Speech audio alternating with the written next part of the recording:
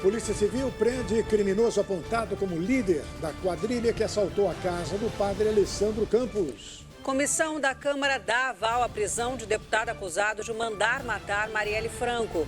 Decisão final será levada ao plenário. Tribunal Regional Eleitoral do Paraná decide contra a cassação do senador Sérgio Moro. No futebol, pela Copa Sul-Americana, Corinthians faz excelente apresentação e torcedores voltam a sonhar. O Brasil News da Rede Brasil de televisão está começando.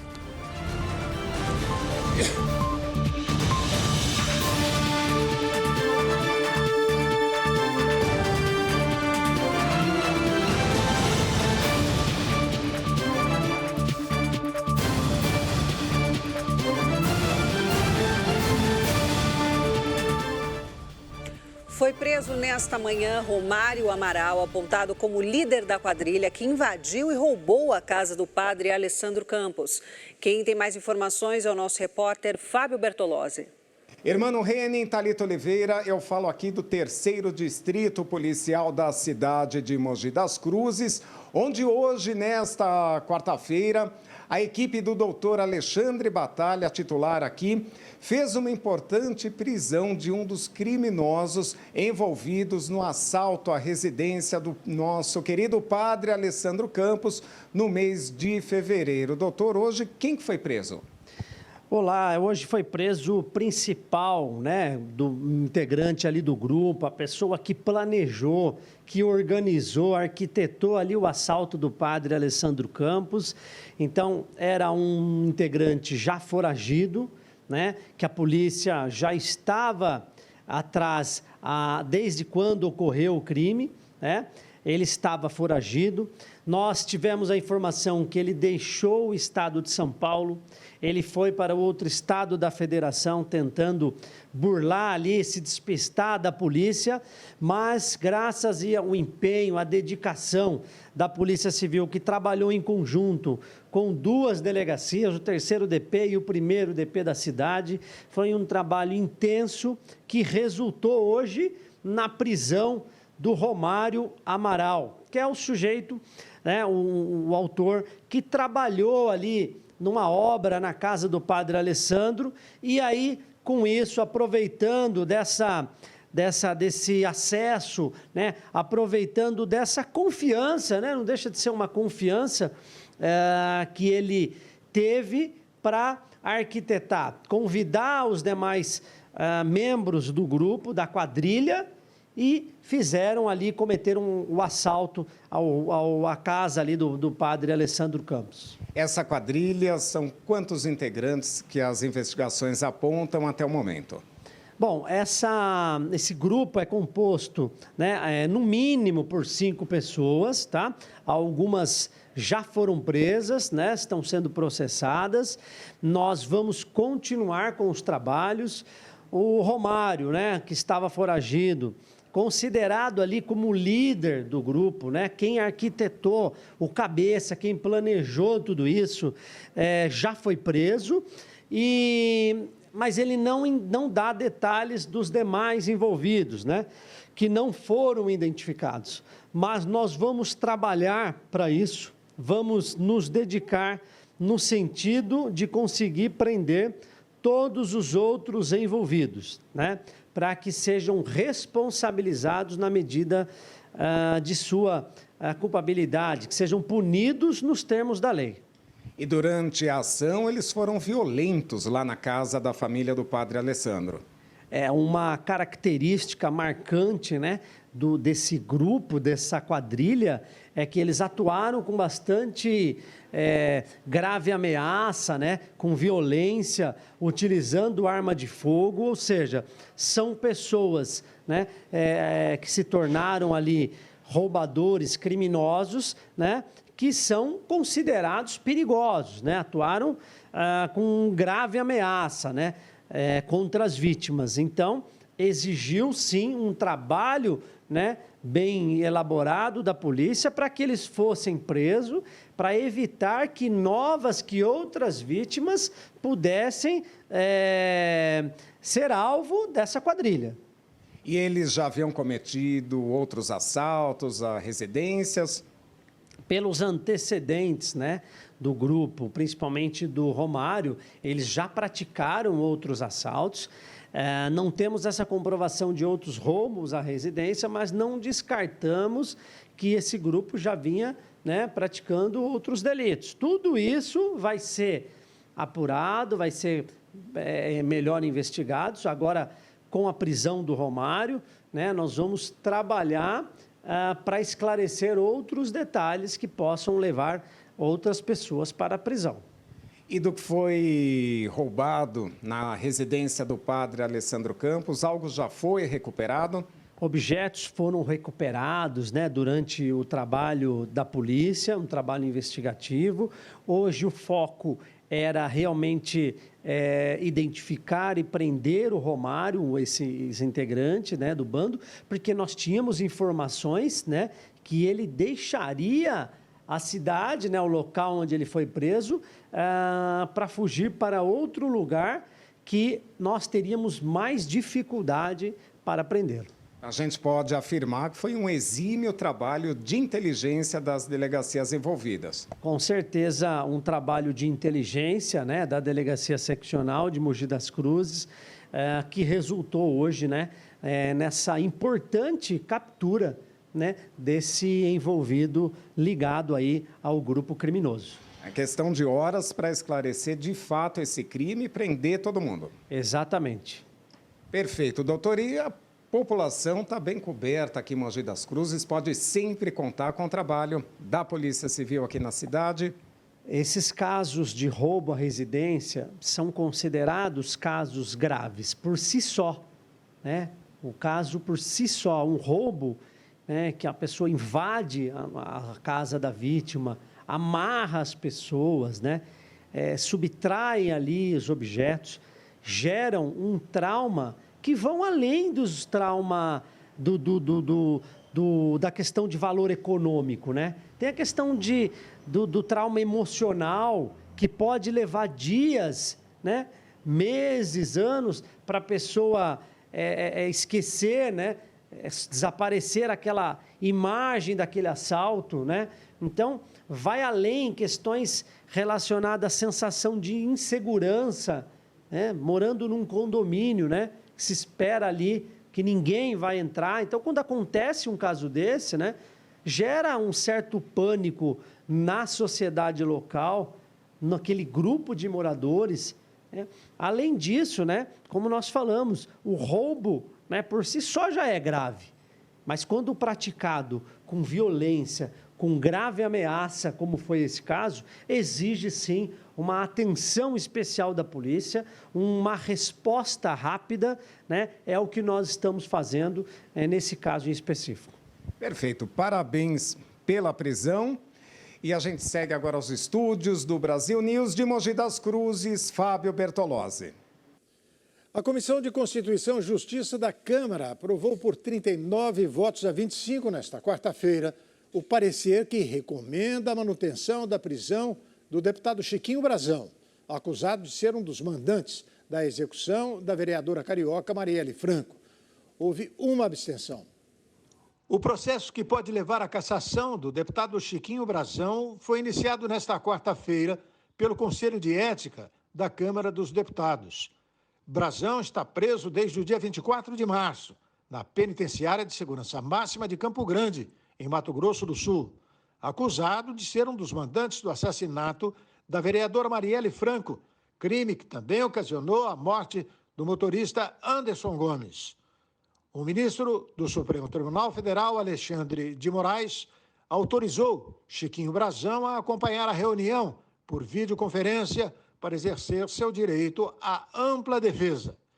Em uma sessão anterior, o delator do caso, CCJ, Darcy de Matos, do PSD, defendeu a permanência da prisão do deputado e concluiu que ele atuou para obstruir as investigações e que o atentado envolveu uma organização criminosa. Durante a sessão que discute a prisão de Brazão, o deputado Chico Alencar, do PSOL, também criticou a possibilidade de libertação. Muito a investigar ainda, o caso não está encerrado de modo algum. Há mais mandantes, provavelmente. E a teia de relações espúrias pode contaminar o Brasil inteiro. Negócios ilícitos, especialmente imobiliários, contravenção, jogo do bicho, vale o que está escrito, marcado para morrer. Lei do cão. Depois de votado na CCJ, o parecer vai ao plenário da Câmara, onde são necessários 257 votos para que Chiquinho Brazão seja solto ou mantido na cadeia. E quem traz mais detalhes sobre esse processo é o nosso comentarista Ney Gonçalves Dias. Exatamente.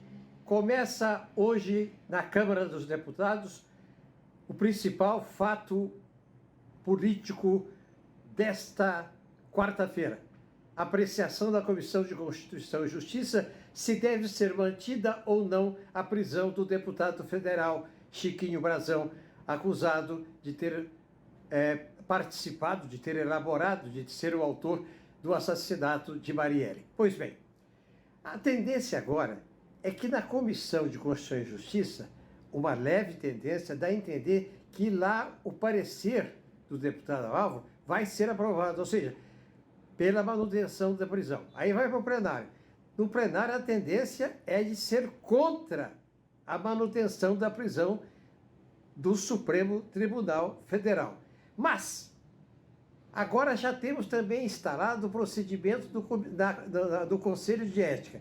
Então, a história é a seguinte, a tendência é a seguinte. Na Comissão de Constituição e Justiça, vota-se a favor da manutenção da prisão. No plenário, vota-se contra a manutenção da prisão. Portanto, ele vai sair. É a posição do plenário. Mas, no Conselho de Ética, a tendência é a cassação do mandato do deputado Chiquinho Brazão. É claro que você está vendo aí, tem duas coisas envolvidas aí, preste atenção. A primeira é o espírito corporativo, ou seja, isto aqui, prisão de deputado é prerrogativa da Câmara, não é prerrogativa do Supremo Tribunal Federal. Se isso acontece com o Chiquinho hoje, pode acontecer comigo amanhã, então não. Mas, se houver acusação de um crime, como no caso do Chiquinho, então a gente caça o mandato. Toda vez que o Senado e a Câmara dos Deputados têm a oportunidade de mandar um recado para o Supremo Tribunal Federal, os dois poderes o fazem. Na Câmara dos Deputados, a Comissão de Segurança Pública aprovou uma moção de aplauso e louvor ao empresário dono da Rede X, Elon Musk. A medida ocorreu em meio à crise entre a Justiça brasileira e o bilionário. A Comissão de Segurança Pública da Câmara dos Deputados aprovou uma moção de aplauso e louvor a Elon Musk, dono da rede social X, antigo Twitter, por supostamente enfrentar a censura política imposta pela Justiça brasileira contra usuários da plataforma. O requerimento foi apresentado pelo deputado Coronel Meira. A gente requer a aprovação de moção de aplauso e louvor a Elon Musk, dono da rede social X, antiga Twitter, por expor e enfrentar a censura política e infundada imposta pela Justiça brasileira contra os usuários da plataforma no país. Na justificativa, o parlamentar fez críticas ao ministro Alexandre de Moraes, do Supremo Tribunal Federal. O deputado afirmou que Moraes faz pressão para obter ilegalmente dados de usuários do X. Ao abrir os arquivos do X, antigo Twitter, Elon Musk mostrou ao mundo a inacreditável e lamentável pressão da Justiça brasileira, representada pelo seu ministro Alexandre de Moraes. Agora diga que o Coronel Meira está mentindo, para obter ilegalmente dados de usuários da plataforma. A aprovação da moção ocorre em meio à crise entre a Justiça brasileira e o bilionário sul-africano Elon Musk. O empresário acusa Moraes de censura por determinar a desativação de perfis que disseminam notícias falsas. Em reação, Moraes incluiu no inquérito que investiga a atuação de milícias digitais. Além disso, estabeleceu multa diária de R$10 mil para cada perfil do X que venha a ser reativado. Nesta quarta-feira, o bilionário elogiou o discurso do deputado federal Nicolas Ferreira, que participou da cúpula transatlântica de Nova York. O presidente Luiz Inácio Lula da Silva assinou medida provisória que pretende reduzir a conta de luz e ampliar subsídios a fontes renováveis de energia. Na tarde da última terça-feira, no Palácio do Planalto, Lula, acompanhado por Alexandre Silveira, ministro das Minas e Energia, assinou uma medida provisória que prevê a redução das contas de luz em até 3,4% até 2026 e amplia os subsídios para fontes renováveis de energia. Alexandre Silveira explicou que a redução deve ocorrer a partir da quitação de 2 empréstimos contraídos pelo governo anterior no setor. Vamos quitar, vamos trabalhar para isso. Os empréstimos criados a juros, repito, abusivos, que foram contraídos durante o Covid e durante a escassez hídrica para minimizar e impedir mais aumento de energia. Segundo o Ministério, os recursos para a quitação das dívidas vêm da antecipação do recebimento de aproximadamente 26 bilhões de reais do processo de desestatização da Eletrobras. Quanto à ampliação de suporte para a produção de energia sustentável, a proposta permite a adequação de prazos de projetos concretos relacionados à geração de energia limpa e renovável ao cronograma de implantação das linhas de transmissão leiloadas pelo governo. Segundo o ministro, a medida pode criar cerca de 400 mil empregos e gerar até 165 bilhões de reais em investimentos privados para geração hidroelétrica, eólica, solar e de biomassa. Um mecânico foi agredido por policiais militares durante uma abordagem no Rio Grande do Sul. O vídeo mostra o mecânico chegando à oficina e ingressando com o veículo em uma garagem. Logo após estacionar, os policiais aparecem correndo em direção ao local. Por outro ângulo, é possível ver que ele desce da caminhonete já com as mãos ao alto. Mesmo assim, ele é jogado no chão, imobilizado e agredido a socos e chutes por mais de 1 minuto pelos policiais. Ainda no chão, o mecânico é algemado e, a caminho da viatura, é jogado do chão novamente. Em nota, a Brigada Militar afirma que a abordagem aconteceu depois que o homem fugiu de uma barreira policial sem acatar a ordem para que parasse. A corporação ainda diz que abriu um boletim de ocorrência militar para apurar o caso. A vítima, de 58 anos, admite que tinha uma multa em atraso, mas que acionou um despachante para quitar a dívida e que apresentou o comprovante do pagamento aos PMs. Mesmo assim, os policiais afirmaram que iriam recolher o veículo. O homem conta que por isso decidiu entrar na caminhonete e ir em direção à sua oficina. Parte do teto de uma praça de alimentação de um shopping em Recife desabou na noite de ontem. Parte do teto de uma praça de alimentação do shopping Tacaruna, no centro de Recife, desabou na noite desta terça-feira. Imagens mostram destroços da estrutura na área de mesas e cadeiras. 2 pessoas foram atingidas e tiveram escoriações, segundo a assessoria do shopping. Em nota, o shopping Tacaruna informou que os 2 feridos foram atendidos no local e passam bem. O centro de compras afirmou também que a área foi isolada e nenhum cliente ficou sob os escombros. Segundo testemunhas, o desabamento aconteceu por volta das 20h50 em frente a uma loja de produtos esportivos na Praça Olinda. O Corpo de Bombeiros informou que recebeu um chamado para ir até o local, mas não atuou na ocorrência, pois a situação foi controlada pelos próprios funcionários do shopping. Uma explosão em uma usina hidrelétrica da Enel, na Itália, deixou 3 mortos e 4 desaparecidos. A explosão ocorreu em uma usina da distribuidora de energia elétrica na cidade de Bari. Imagens registradas pelo Corpo de Bombeiros da cidade mostram uma densa fumaça saindo das instalações da companhia. Um porta-voz da Enel, que tem a concessão para distribuição na cidade de São Paulo, descartou que a barragem da central possa se romper. Segundo ele, a explosão foi causada por um incêndio que afetou um dos transformadores da hidrelétrica. O porta-voz diz que a empresa ainda estava retirando funcionários da hidrelétrica até a última atualização desta reportagem.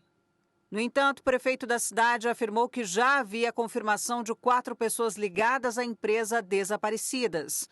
As equipes de resgate trabalhavam principalmente com mergulhadores, mas ainda não tinham detalhes sobre as possíveis causas e a dinâmica do acidente. As esperanças de encontrar sobreviventes diminuem a cada hora, pois a usina foi totalmente inundada. O Superior Tribunal de Justiça da Catalunha rejeitou recursos contra a liberdade condicional de Daniel Alves. O ex-jogador deixou a prisão no último dia 25 de março, depois de pagar uma fiança de €1 milhão. O Superior Tribunal de Justiça da Catalunha comunicou nesta quarta-feira que rejeitou recursos interpostos contra a liberdade condicional do ex-jogador Daniel Alves, que deixou a prisão depois de cumprir 14 meses da pena de 4 anos e meio por violência sexual. O lateral foi libertado em 25 de março, depois de pagar uma fiança de €1 milhão, valor equivalente a mais de R$5 milhões. A acusação e a defesa da vítima recorreram da decisão, alegando risco de fuga, mas o pedido foi rejeitado pelo tribunal, que retirou o passaporte de Daniel Alves e o obrigou a comparecer semanalmente à corte. O ex-jogador foi condenado em fevereiro por ter estuprado uma mulher nos banheiros de uma boate de Barcelona no final de 2022, quando voltava da Copa do Mundo no Catar. A sentença foi objeto de recurso, tanto pela defesa de Alves, que durante o julgamento pediu a sua absolvição, quanto pelo Ministério Público, que quer aumentar a pena. Os recursos podem levar meses para serem julgados. O presidente do México divulgou pela primeira vez vídeos do momento da invasão à sua embaixada no Equador. O presidente do México, Andrés Manuel López Obrador, apresentou um vídeo do momento em que a polícia do Equador invadiu a embaixada do México em Quito para prender o ex-vice-presidente equatoriano Jorge Glass. O caso ocorreu na última sexta-feira e foi classificado pelo governo mexicano como uma violação do direito internacional. A gravação mostra os policiais ameaçando com armas os funcionários da sede diplomática. López Obrador destacou como o chefe da chancelaria da embaixada, Roberto Canseco, tentou evitar a invasão e foi tirado à força do local pelas forças de segurança do Equador. O líder mexicano anunciou que a secretária de Relações Exteriores do México, Alicia Bárcena, compareceu à reunião da Comunidade de Estados Latinos-Americanos e Caribenhos, realizada nesta terça-feira. Bárcena mostrou o vídeo e explicou as ações legais que o México tomará contra o Equador, como a denúncia que apresentará à Corte Internacional da Justiça. Os Estados Unidos condenaram o uso da força contra funcionários da Embaixada do México no Equador, após a reclamação do presidente mexicano Andrés Manuel López Obrador. O conselheiro de Segurança Nacional dos Estados Unidos, Jack Sullivan, afirmou nesta terça-feira que o governo americano condena o uso da força contra funcionários da Embaixada do México no Equador. Condenamos esta violação da Convenção de Viena sobre Relações Diplomáticas, incluindo o uso da força contra funcionários da Embaixada. Analisamos as imagens das câmeras de segurança da Embaixada do México e acreditamos que essas ações foram erradas. O governo equatoriano ignorou as suas obrigações ao abrigo do direito internacional como Estado anfitrião de respeitar a inviolabilidade das missões diplomáticas e pôs em risco a fundação de normas e relações diplomáticas básicas. Pouco antes, o presidente do México, Andrés Obrador, havia qualificado como ambíguos os pronunciamentos dos Estados Unidos e do Canadá. Houve declarações muito ambíguas dos Estados Unidos e do Canadá. Somos parceiros econômicos e comerciais, somos vizinhos, e sua posição foi muito indefinida até agora. Obrador apresentou imagens inéditas da operação policial para capturar o ex-vice-presidente equatoriano exilado, Jorge Glass, acusado de corrupção.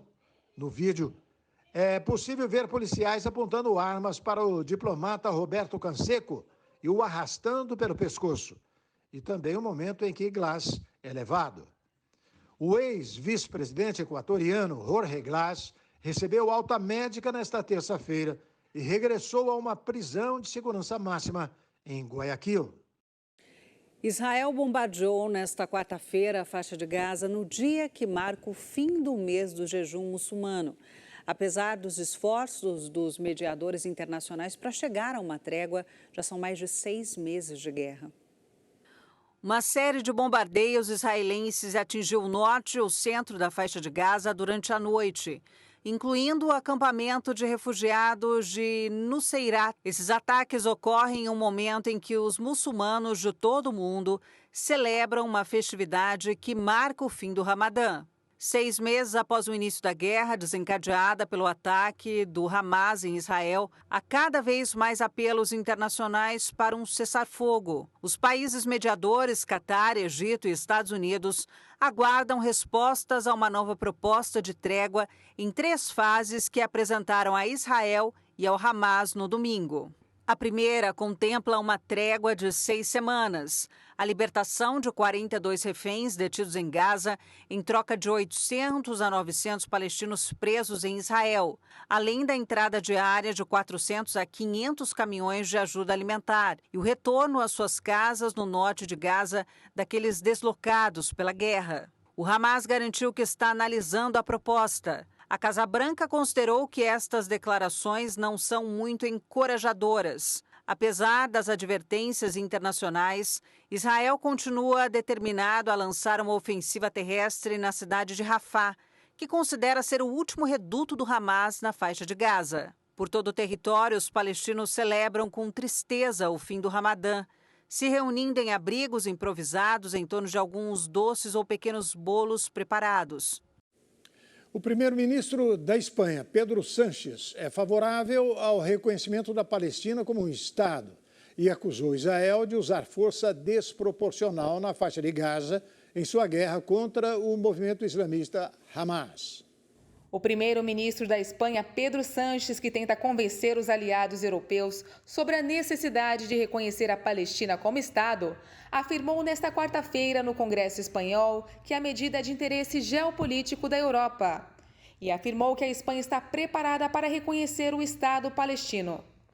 Sánchez vai se reunir nos próximos dias com governantes da Noruega, Irlanda, Portugal e Eslovênia para tentar convencê-los a seguir o mesmo passo. Em uma sessão no Congresso dos Deputados para falar sobre sua viagem recente ao Oriente Médio, o espanhol, que é líder europeu mais crítico a respeito de Israel, falou sobre o conflito em Gaza. Mais de 33 mil mortos em Gaza. A cada dia, 1 milhão de civis inocentes passam fome.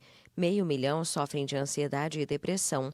E diariamente, senhores, 10 crianças perdem uma perna, um braço, com frequência amputado e sem anestesia. A resposta absolutamente desproporcional do governo israelense ao ataque terrorista do Hamas está derrubando décadas de direito humanitário e ameaça desestabilizar o Oriente Médio e, em consequência, todo o mundo. Sánchez já fez outras críticas a Israel desde o início do conflito atual, em 7 de outubro, quando milicianos do Hamas executaram um ataque sem precedentes no sul de Israel e assassinaram 1.170 pessoas, a maioria civis, segundo um balanço da AFP, baseado em dados divulgados pelas autoridades israelenses. Em represália, Israel iniciou uma ofensiva que deixou mais de 33 mil mortos em Gaza, a maioria civis, segundo o Ministério da Saúde do território palestino, governado pelo Hamas desde 2007. Policiais de Chicago, nos Estados Unidos, dispararam quase 100 tiros contra um jovem negro. Um jovem negro de 26 anos morreu depois que policiais atiraram quase 100 vezes contra ele durante uma abordagem policial em Chicago, nos Estados Unidos. O caso ganhou repercussão depois que imagens das câmeras corporais dos agentes foram divulgadas. Uma investigação preliminar da polícia sugere que a vítima, que dirigia um carro, abriu fogo contra os oficiais primeiro. No entanto, a família e os advogados do motorista questionam por que os policiais invadiram o carro de Dexter Red com armas em punho e dispararam ao menos 96 vezes contra ele. O caso aconteceu em 21 de março, mas veio à tona hoje, quando vídeos de câmeras corporais foram apresentados pelo Escritório Civil de Responsabilidade Policial de Chicago. Os familiares de Red e seus advogados disseram que não conseguem entender por que os policiais, vários dos quais estavam vestindo roupas simples, com seus coletes táticos, invadiram o carro do jovem portando armas. O caso agora é investigado pela polícia local. Um bebê de 2 anos caiu pela janela de um carro em movimento na Espanha. A mãe da criança foi denunciada. Na gravação, a criança aparece com a metade do corpo para fora da janela. O carro vira à esquerda e a menina se desequilibra e cai na pista de uma autoestrada. Na sequência, uma mulher aparece na janela para resgatar a criança. A menor não corre risco de morte. Ela foi levemente ferida e foi encaminhada a um hospital para atendimento médico. A cena do acidente foi flagrada em vídeo por outra pessoa que vinha atrás e rapidamente viralizou. A mãe da menina foi denunciada criminalmente pela polícia. Um tubarão derrubou uma praticante de stand-up paddle que acabou caindo em cima do animal. O caso viralizou nas redes sociais ao ser divulgado pelo jornal The New York Post. Uma mulher foi derrubada de sua prancha enquanto praticava stand-up paddle e o registro do momento viralizou nas redes sociais. O vídeo do ataque mostra o animal muito próximo da superfície d'água, circulando a turista, que parece tranquila, mesmo com a companhia. Com a aproximação, ela se desequilibra e cai justamente sobre o tubarão, que surpreendentemente não a ataca. A localização em que o episódio curioso ocorreu não está confirmada, mas perfis comentaram em uma publicação do jornal New York Post que trata-se de uma praia em Israel. Comentários no post apontam que o animal seria um tubarão cabeça chata, que não costuma atacar humanos. Que desespero, né? E um casal dos Estados Unidos entrou hoje para o Guinness ao bater o recorde de maior diferença de altura. Larry McDonnell, aos 42 anos, e Jessica Burns McDonnell, aos 40, conquistaram um lugar no Guinness World Records como casal heterossexual com a maior diferença de altura registrada em todo o mundo. Jéssica, que tem 1,77 m, é mais alta que Larry, 86,36 centímetros, sendo que este mede apenas 91,44 centímetros. A história de Jéssica e Larry remonta aos tempos de colegial, onde se conheceram. Em uma entrevista ao site do Guinness, eles revelaram que compartilhavam o mesmo círculo de amigos e sempre estiveram próximos, mas só começaram um relacionamento anos mais tarde. O namoro teve início em 2006 e os americanos se casaram no mesmo ano. Eles compartilham uma jornada de 18 anos juntos, residem no estado da Virgínia e têm 4 filhos. Larry elogia a parceria com Jéssica, afirmando que ela foi a primeira pessoa com quem pôde ser verdadeiramente ele mesmo. Em uma decisão histórica, a Suíça foi condenada pelo Tribunal Europeu dos Direitos Humanos por omissão no combate às mudanças climáticas. Do lado de fora da corte, a ativista Greta comemorou o veredito e disse ser apenas o início da litigância climática. Em uma decisão histórica proferida nesta terça-feira, a Suíça foi condenada por inação no combate às mudanças climáticas. O Tribunal Europeu dos Direitos Humanos deu razão à Associação Idosas pela Proteção do Clima, formada por 2.500 mulheres com média de idade de 73 anos, que alegou que as deficiências do país, em termos de proteção ambiental, prejudicaram gravemente o estado de saúde de suas integrantes. O tribunal decidiu a favor das idosas ao considerar que a Suíça violou o artigo 8º da Convenção Europeia dos Direitos Humanos, ao não adotar medidas capazes de mitigar os efeitos futuros e potencialmente irreversíveis das mudanças climáticas. A ativista sueca Greta Thunberg comemorou a decisão. Esse é apenas o começo da litigância climática. Cada vez mais e mais pessoas levam os governos à justiça em todo o planeta para que sejam responsabilizados por suas ações. Essa decisão mostra que não há volta, que temos que lutar ainda mais, porque em uma emergência climática tudo está em jogo. Apesar da vitória das idosas suíças, a rejeição de outras duas demandas por parte do tribunal contra Portugal e França, ambas por vício processual, representaram um banho de água fria para os ativistas. Em especial, o caso do grupo de jovens portugueses que levou todos os países da União Europeia, além de Noruega, Suíça, Turquia, Reino Unido e Rússia, após os devastadores incêndios que deixaram mais de 100 mortos em Portugal em 2017. O tribunal considerou que os autores não esgotaram todos os recursos disponíveis na justiça portuguesa.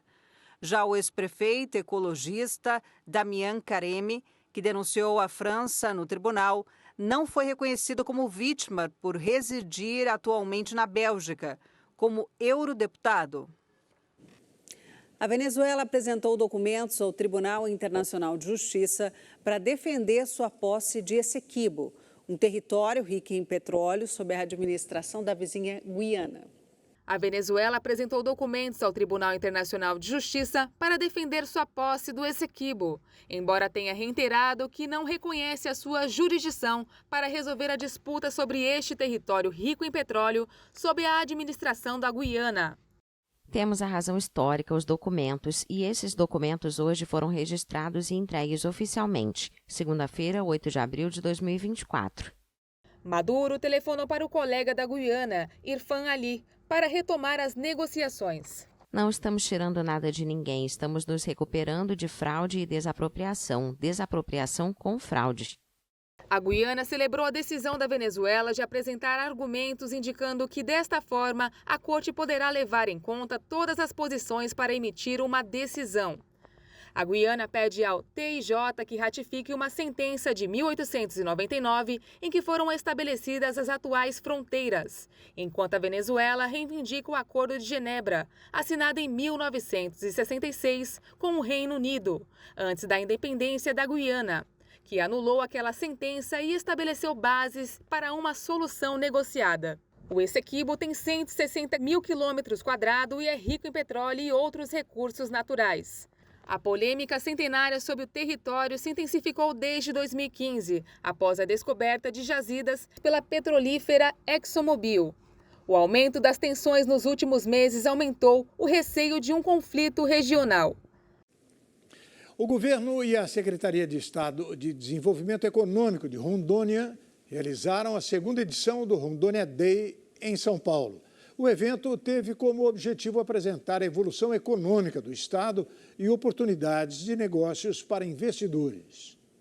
Reconhecido internacionalmente como o maior produtor e exportador de peixe e tambaqui, o estado de Rondônia tem se destacado de várias formas, seja pela cultura diversa ou por suas paisagens cortadas pelos grandes rios que cruzam a região norte. O grande potencial de crescimento econômico também tem chamado a atenção de investidores nacionais e internacionais.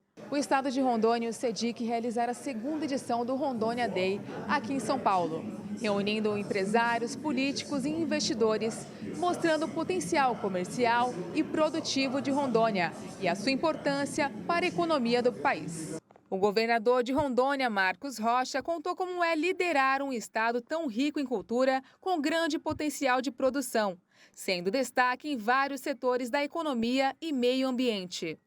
Eu fico muito feliz, eu agradeço à população do estado essa oportunidade que me deu de governar o estado de Rondônia, e a gente fica muito feliz com a população do estado mesmo, que é formada por pessoas produtoras, pessoas que querem fazer a diferença. Então eu fico muito honrado de poder trazer produtores de Rondônia aqui a São Paulo, poder apresentar os nossos produtos e ao mesmo tempo promover o estado e também conquistar investidores para uma terra tão maravilhosa. No estado de Rondônia nós temos quase 60% da nossa selva preservada, nós temos floresta plantada, nós temos muita produção de milho, de tantos outros grãos como soja também. A carne bovina do estado de Rondônia, só para que você tenha uma ideia, nós temos o maior rebanho bovino do Brasil, livre de aftosa, sem vacinação. É algo que se busca lá fora do Brasil e nós temos isso em Rondônia. O estado se tornou o maior exportador de peixe e tambaqui no mundo. Além disso, nós temos também o tambaqui, o tambaqui de Rondônia, que é um pescado maravilhoso, que conquistou o prêmio também lá em Boston como o melhor pescado. Enfim, são produtores, são produtos, são riquezas do nosso estado. E para quem quer conhecer o Rondônia, eu aproveito para convidar, porque além de tudo isso, nós também temos um turismo maravilhoso.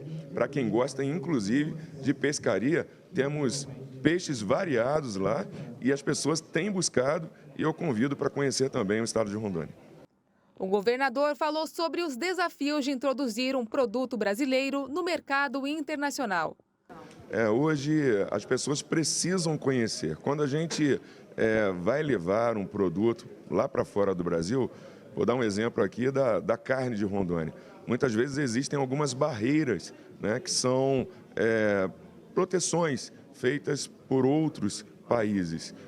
Mas isso daí, aos poucos, a gente vai vencendo. A gente conseguiu ajudar os empresários a abrir os mercados, inclusive da carne. A China tem comprado, o Canadá, Estados Unidos, enfim, são vários locais que compram a nossa carne. O tambaqui de Rondônia também, que está indo, vai para Boston, vai para outros lugares do mundo, lá para a África, para o Japão.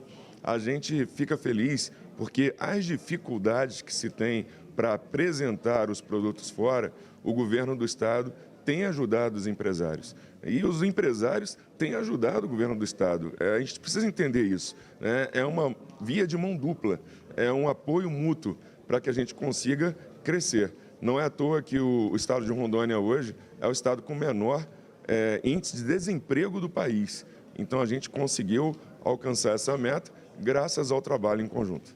O secretário de Estado de Desenvolvimento Econômico, Sérgio Gonçalves, explicou por que a cidade de São Paulo foi escolhida para a realização da segunda edição do Rondônia Day. A São Paulo é o centro econômico do país, né? E aqui nós temos boas relações, né? Como o governador colocou, Rondônia tem muitos paulistas e São Paulo é uma referência nacional. Então, a gente entende que é importante trazer o conhecimento das oportunidades que nós temos no estado de Rondônia como um grande player no cenário nacional de atração de investimento. Então, por isso que estamos aqui hoje na Associação Comercial, né, trazendo tudo que Rondônia tem de bom e mostrando que Rondônia, sim, é um grande destino de investimentos para o nosso país. O evento serviu também para a exposição de produtos de empresários da região. E agora então, hora de futebol no Brasil News. Pela Conmebol Libertadores, o Fluminense derrotou o Colo-Colo do Chile pelo placar de 2-1. Já pela Copa Sul-Americana, o Corinthians goleou o Nacional do Paraguai. E o tricolor das Laranjeiras voltou a vencer. O Fluminense chegou à primeira vitória na competição em triunfo diante do Colo-Colo do Chile. No Maracanã, a equipe comandada por Fernando Diniz foi quem abriu o placar. Logo aos 4 minutos da primeira etapa, o atacante Marquinhos recebeu na direita, cortou para dentro e emendou um chutaço no ângulo direito. Um belo gol, hein? No entanto, os chilenos foram buscar um empate. Em escanteio, o atacante Paiva subiu sozinho. Igualou a contagem no Rio de Janeiro. Mas o Flu queria a vitória. No início do segundo tempo, Marquinhos lançou na área e Germán Cano aproveitou para cabecear, garantindo os 3 pontos para o tricolor. E ficou nisso. Fluminense 2, Colo-Colo 1. Já na Neoquímica Arena, a torcida alvinegra gostou do que viu. Em jogo válido pela Copa Sul-Americana, o Corinthians ganhou do Nacional do Paraguai pelo placar de, acreditem, 4-0. O primeiro tento veio dos pés do paraguaio Romero. O segundo foi do artilheiro Yuri Alberto, após belo cruzamento de Romero. Aos 27 minutos do segundo tempo, o centroavante retribuiu a assistência. De cabeça, o camisa 9 deixou Romero livre para marcar. E teve mais. No fim do jogo, Coronado cruzou na cabeça de Pedro Raul, que deslocou o goleiro com facilidade. Final, Corinthians 4, Nacional 0. E o Brasil News fica por aqui. Nós voltamos amanhã. Até lá.